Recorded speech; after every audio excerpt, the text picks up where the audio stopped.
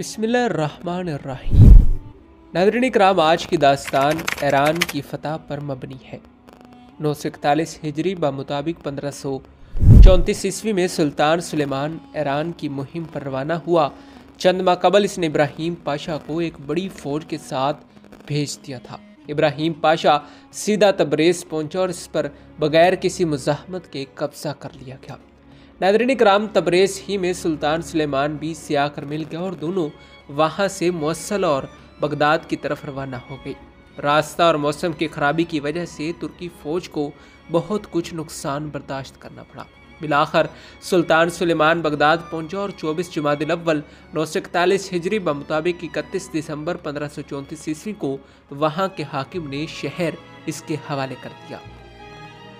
नाज़रीन इकराम, क्योंकि शाह तहमासप ने तुर्कों से मुकाबला करने की जहमत ही गवारा नहीं की थी, इस तरह मौसल और बगदाद के दो बड़े सूबे आसानी के साथ सल्तनत उस्मानिया में शामिल कर लिए गए। फिर 955 हिजरी मुताबिक 1548 ईस्वी, 960 हिजरी मुताबिक 1553 ईस्वी और 961 हिजरी मुताबिक 1554 ईस्वी में सुल्तान सुलेमान ने ईरान पर हमले किए और एडान और विदान के मजबूत शहरों के अलावा आर्मीनिया, मेसोपोटामिया के बास बड़े इलाके अपनी सल्तनत में शामिल कर लिए। नाज़रीन इकराम, ईरानियों ने मुतफर्रक तौर पर तुर्की फ़ौज का मुकाबला किया और तुर्कों को मौसम की सख्ती और सामान रसद के अदम फराहमी के बास काफ़ी नुकसान पहुँचाया, लेकिन खुद शाह ईरान की तरफ से कोई मुदाफ़त नहीं हुई और तुर्क अपने मफ्तूहात पर बदस्तूर कायम रहे।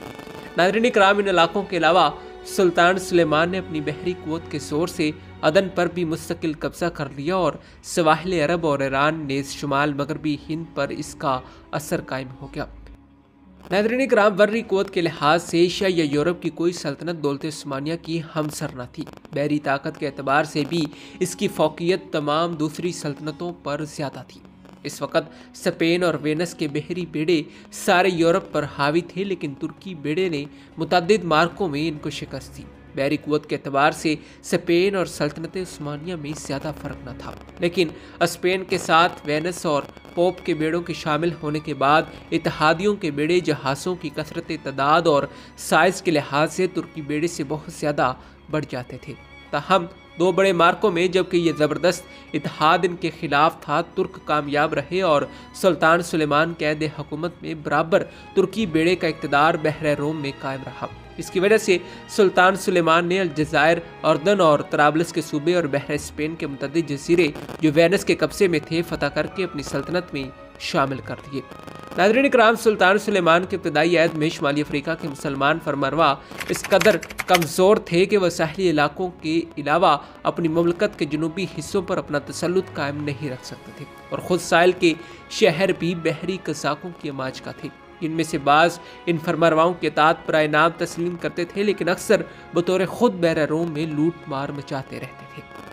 नाज़रीन इकराम, ये बहरी कसाक 10-10 और 20-20 बहरी जहाज़ों के बेड़े बनाकर अपने जर्री और नहायत तजर्बाकार सरदारों की क़यादत में माल गनीमत के लिए बहर रोम में फिरा करते थे और स्पेन, इटली और फ्रांस और कभी कभी इंग्लैंड और आयरलैंड के साहिलों पर भी हमले किया करते थे। सुल्तान सलीम ने बहरी क़ुव्वत पर ख़ास तवज्जो की थी और जहाज़ों की तादाद और साइज़ में बहुत कुछ इजाफा किया था। सुल्तान सुलेमान ने भी इसका खसूसियत के साथ ख्याल रखा और बहरी क़ुव्वत को पहले से बहुत ज़्यादा तरक्की दी, लेकिन इसके बहरी सरदार बेखौफी और महारत फ़न में बहरी कज़ाकों के हम पल्लाना थे।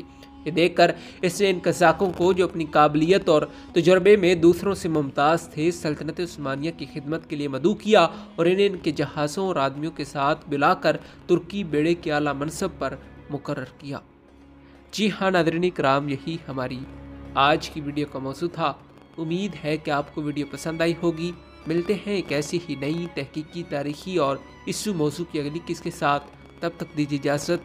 खुदा हाफिज़।